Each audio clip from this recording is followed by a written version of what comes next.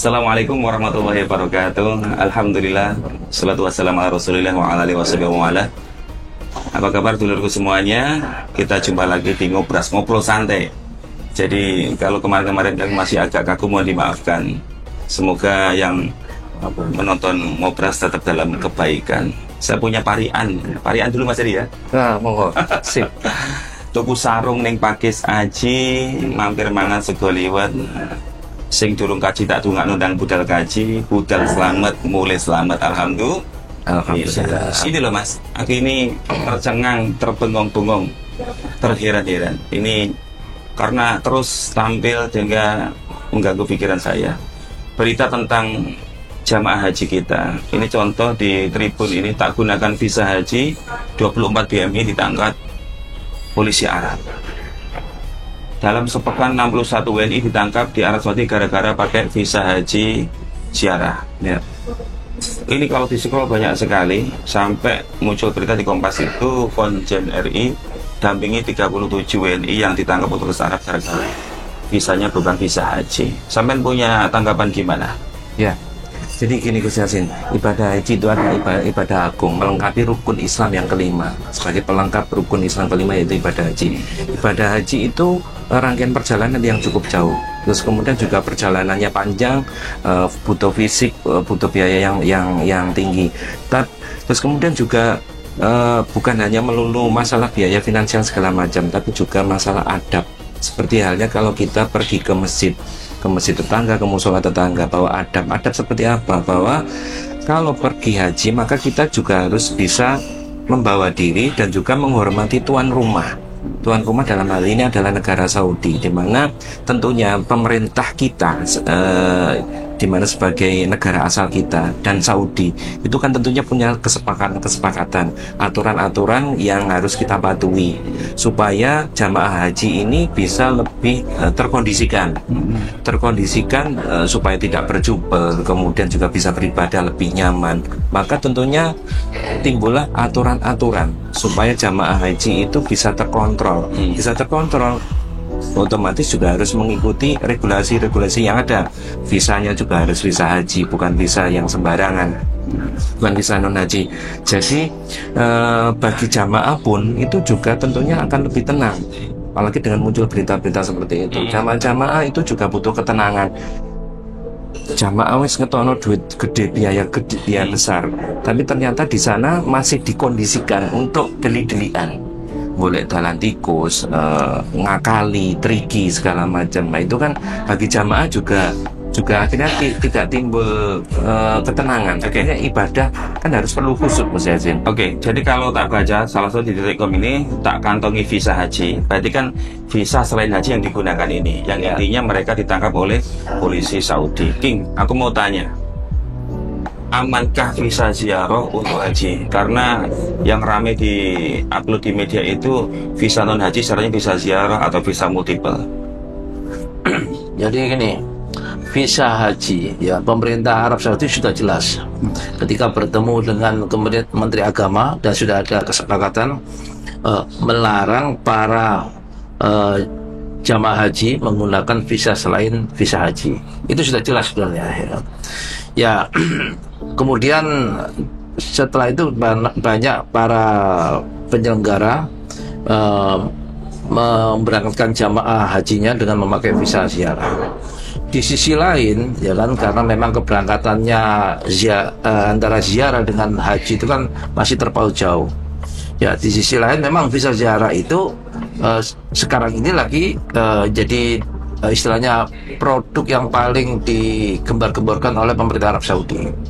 Dalam artian pemerintah Arab Saudi menarget banyak pelancong datang ke negara Arab Saudi, tidak hanya sekedar haji dan umrah, tapi juga ke tempat-tempat lain. Visa ini memang istilahnya diplesetkan atau disalahgunakan oleh penyelenggara, ya kan, dengan menawarkan ke jamaah-jamaah dengan kalimat atau mungkin dengan istilahnya merek haji tanpa antri. Ya, yang kasihan itu kan jamaah yang ada di daerah yang belum paham. Ya, jadi kalau kemudian dikatakan apakah visa ini termasuk dilegalkan oleh Arab Saudi untuk haji, yang jelas Arab Saudi sudah perjelas ya kan bahwa visa ini diharamkan masuk ke Arafah. Artinya tidak aman toh? Diharamkan ya diharamkan. Jadi kalau diharamkan itu tidak hanya di Arafah, tapi masih tenda-tenda di Arafah dan Mina pun juga diharamkan. Bahkan kalau seandainya maktab itu menerima, itu akan ada denda tersendiri, ada hukuman tersendiri. Bahkan kalau ada bis yang mengangkut jamaah visa dengan memakai visa ziarah masuk ke Arafah, itu juga kena hukuman dan sebagainya. Persoalannya kan tidak hanya itu. Persoalannya kan di lapangan ini banyak oknum-oknum ya, dari aparat-aparat Saudi sendiri yang cari ceperan, ya kan. Ini yang akhirnya istilahnya teman-teman yang jualan visa ziarah merasa terakomodir karena dimasukkan secara ilegal oleh aparat-aparat ini yang bisa diajak main mata sama penyelenggara. Ya, dalam artian bahwa kita dengar kok kenapa visa ziarah ini dilarang tapi masih banyak jamaah yang bisa masuk Mekah, ya kan. Kemudian jamaah yang sekarang di Madinah, ya kan. Kenapa kok jamaah yang kemarin ditangkap kemudian kok bisa masuk lagi? Memang benar, Gus. Jadi jamaah-jamaah yang ditangkap itu ya oleh aparat kemudian dibawa dari transit atau hotel di Mekah, kemudian dikeluarkan dari kota Mekah, diturunkan di Jeddah, dan yang diturunkan ini balik lagi ke Mekah lagi, begitu seterusnya, ya kan? Karena apa? Karena aparat juga tahu bahwa mereka ini pemegang visa ziarah. Visa ziarah ini punya kekuatan hukum di luar Masjidil Haram, di luar Arafah, ya kan? Di luar tanah haram. Nah, kekuatannya di situ. Nah, apalagi kalau visa ziarah ini masuknya tidak pakai baju ihram, ya itu nggak masalah. Ya mereka maksudnya mereka menganggap ini adalah peziarah, ya kan? Tapi kan sekarang kalau masuk Mekah memang ada istilahnya tasreh, ya kan, yang di Sumaisi itu ketat sekali, ya. Jadi main matanya penyelenggara dengan aparat ini, aparat yang di sana untuk menyeberangkan dari Jeddah menuju Mekah ini yang menambah ruwetnya, ya kan, sehingga banyak para jamaah yang mestinya tidak sudah tahu dilarang, tapi mereka yakin bahwa mereka bisa masuk dengan bantuan aparat itu. Nah, ini kalau yang di Jeddah, Gus. Tapi beda lagi kalau yang di Madinah. Di Madinah itu ketangkapnya, berita ketangkapnya di Madinah. Kenapa kok demikian? Kok di Madinah kok tangkap? Kenapa kok di Jeddah kok dilepas? Di Madinah ini, jamaah tersebut ketika mau masuk sudah memakai baju ihram. Nah, di Bir Ali sudah menandakan bahwa dia mau melaksanakan haji dan itu sudah melanggar visanya. Makanya kenapa akhirnya ditangkap, ya kan? Ditangkap dan diproses hukum. Tapi yang di Jeddah, yang di Mekah, yang kemudian dibawa ke Jeddah, mereka tidak diproses hukum karena aparatnya masih punya dalil bahwa orang ini memakai visa ziarah dan sekarang ada wilayah yang bisa digunakan untuk ziarah itu di Jeddah. Terlepas kemudian di Bali itu ada kong kali kong lagi masuk lagi, ditarik lagi biaya sekitar 600 real per pack untuk ngantarkan masuk ke Mekah lagi. Itu angka besar itu bagi aparat. Nah, itu kemudian ditaruh di Jeddah. Mereka sudah punya dalil ini wilayah memang bisa dimasuki, bisa ziarah. King, tak potong. Rangkaian haji dimulai dari wukuf, kemudian kita mengenal istilah al-musnah, di mana itu menjadi start awal seseorang untuk melakukan ibadah haji. Puncak haji kan wukuf, King. Jadi pengguna visa non haji ini endingnya bisa nggak nanti melaksanakan ibadah haji dengan awal wukuf ini? Ya, jadi orang visa ziarah itu ada istilah apes apa tidak gitu. Ya, memang seperti tahun 2003 kemarin banyak orang visa ziarah masuk tidak hanya di tenda haji reguler, tapi juga mereka menggunakan bisnya untuk tempat wukuf. Kalau istilah dulu haji itu kalau untuk orang sakit namanya safari wukuf, tapi sekarang safari wukuf ini banyak dipakai oleh teman-teman visa ziarah. Jadi dia hanya di bis, kemudian turun kalau memang jenuh, ya kemudian setelah itu balik lagi ke bis, ya bisnya dinyalakan. Nah, itu istilahnya di visa ziarah safari wukuf. Dan tidak masuk di tenda, ya. Jadi mereka tidak perlu menyewa tenda, ya. Nah, kalau penentuan untuk tahun 2024. Nah, ini yang kita akan lihat bareng-bareng ya kan, karena sekarang ini jamaah dikasih smart card ya kan, dikasih berbagai macam alat-alat yang mencegah mendeteksi atau mencegah visa ziarah masuk. Kita akan melihat nanti apakah visa-visa ziarah ini bisa masuk semua, ataukah visa ziarah ini nggak bisa masuk, atau mungkin ada yang punya link ya seperti apa tadi sehingga akhirnya bisa masuk ya kan. Yang jelas yang bisa masuk itu adalah rezeki gitu aja ya kan. Walaupun apa yang dilakukan itu menyengsarakan para jamaahnya ya. Maksudnya saya menyengsarakan gini, tidak semua jamaah itu paham tentang visa ya. Kalau seandainya penyelenggara itu menyampaikan, ayo melok visa ziarah, ayo ikut visa ziarah ya kan, ini visa ziarah lo, nanti di sana jangan jalan tikus ya kan, dekat juga ada dan sebagainya, nggak masalah. Sehingga akadnya itu dengan jamaah sama-sama saling paham, memahami, ada risiko ditanggung bareng. Persoalannya kan kasihan yang jamaah-jamaah yang mungkin dari daerah, orang-orang tua yang mereka nggak paham bahwa mereka ini diberangkatkan dengan visa ziarah. Ini yang paling penting ya kan. Jadi memang tugas kita ya kan, seperti kita ini seperti Kemenak ya kan, untuk selalu mengedukasi baik itu di sosial media bahwasanya ada visa ziarah. Yang tadi kaitannya kan beberapa teman itu, termasuk beberapa teman tadi yang barusan pas sebelum kita mulai podcast itu, Mas, posisiku sekarang itu sudah di Madinah, aman-aman saja, fine-fine aja, yuk gak masalah. Ya memang berita ya mungkin nggak tahu terjadinya di mana. Terus nanti kami itu mau betul tadi kata sampean, pas waktunya wukuf itu di base. Nah, padahal di wukuf itu kan juga ada border-border. Terus kemudian ketika bis mau masuk itu kan pasti diperiksa lah, bagaimana mereka bisa masuk. Oke lah, kalau memang posisi bis itu di tanah Arafah ya berarti hajinya oke, sah gitu. Tapi kalau bisnya nggak masuk, pembuktiannya gimana itu? Ya jelas gini, saya dengar dari Mas Arik ya, Syarika Mas Arik, dia menyampaikan saya bahwa proses haji ini nanti itu pihak Syarika akan menjemput di hotel. Ya, di hotel itu jamaah-jamaah akan disuruh masuk, didata semua, kemudian dikasih gelang atau apa itu. Setelah itu bisnya dikunci, tidak boleh dibuka, bahkan disegel. Disegel ini sama pihak Syarika atau Mas Syarika di sana, kan banyak Syarika di sana. Itu walaupun dia mau kencing nggak boleh, ya kan? Sampai bis ini berangkat sampai ke Arafah di depan tenda. Di depan tenda nanti ada petugas sendiri yang bagian bukakan. Nah, itu yang sudah disampaikan oleh Mas Arik. Lah, apakah ini nanti terrealisasi apa tidak lah? Wallahu alam, saya juga nggak tahu. King, tak potong. Karena ini pertarungan opini dari penyelenggara itu sendiri, yang disampaikan Mas Heri itu hampir tiap hari ada counter opini dari mereka yang menyelenggarakan haji visa non haji.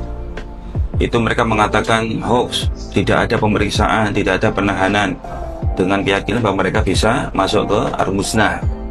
Sehingga saya itu malah bertanya tentang, jadi tidak penetapan denda 10.000 rial, deportasi 10 tahun, karena ini efek jerah yang sudah diumumkan oleh otoritas resmi Saudi. Gimana coba?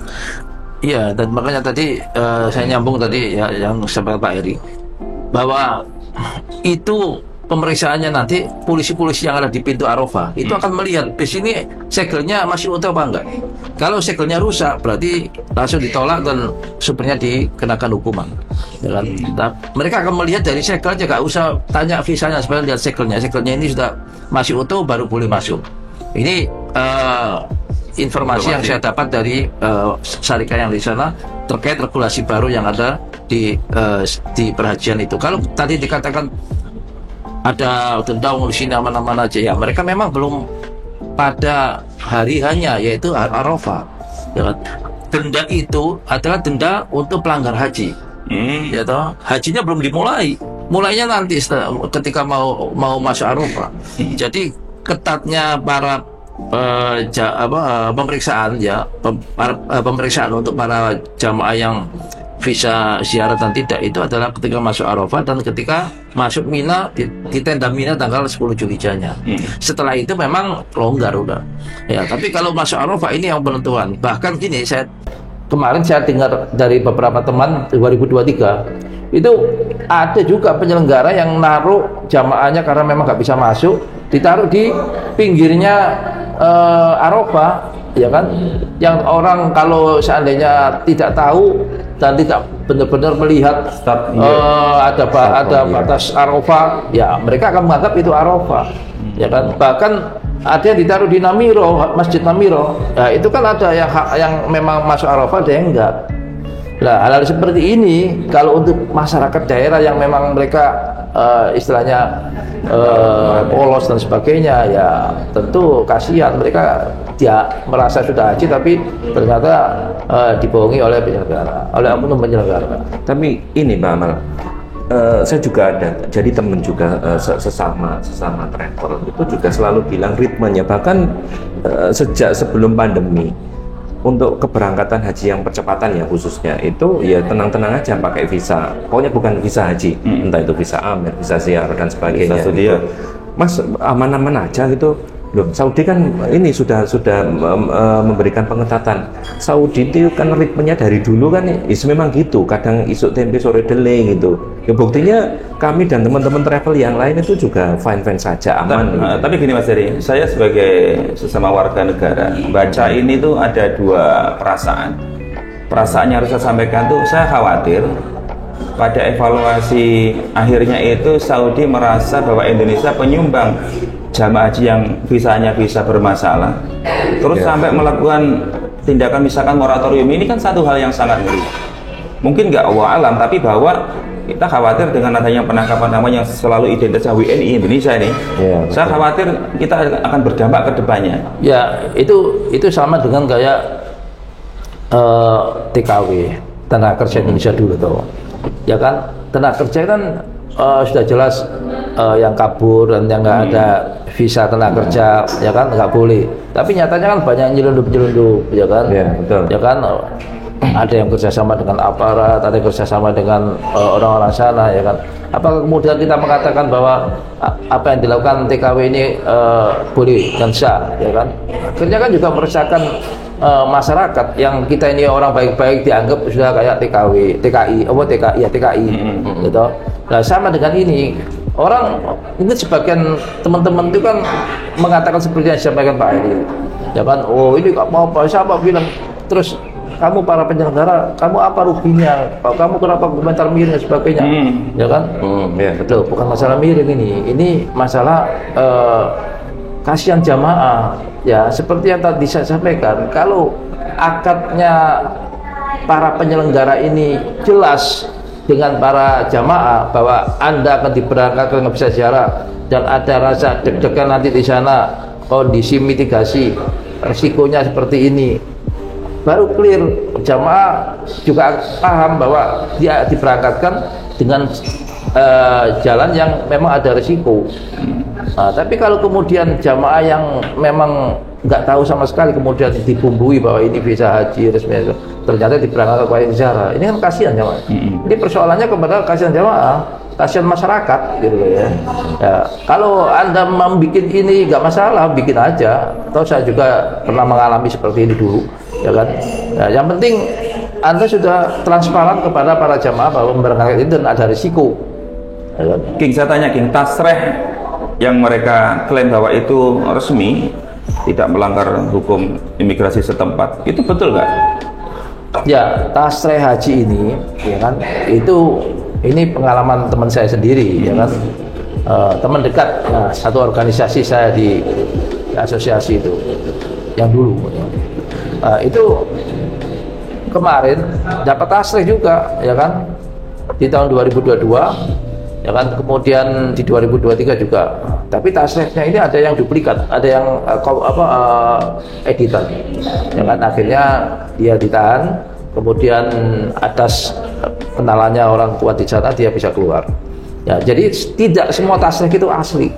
Ada tasreh yang memang itu di aspal ya, sama oknum muasasa yang ada di sana atau syarikat di sana dengan penyelenggara. Ada juga memang tasreh yang asli. Tapi biasanya visa ziarah nggak mungkin dapat tasreh. Oh gitu. Nggak mungkin. Yang dapat tasreh itu adalah orang yang pakai visa dalam negeri ya kan, ya atau visa yang untuk orang-orang lokal. Ya kalau itu mengacu kepada visa amil apa itu, amil mu'aqad atau apa itu bisa atau amil iqamah bisa mengajukan tasreh untuk orang-orang lokal dahili ya.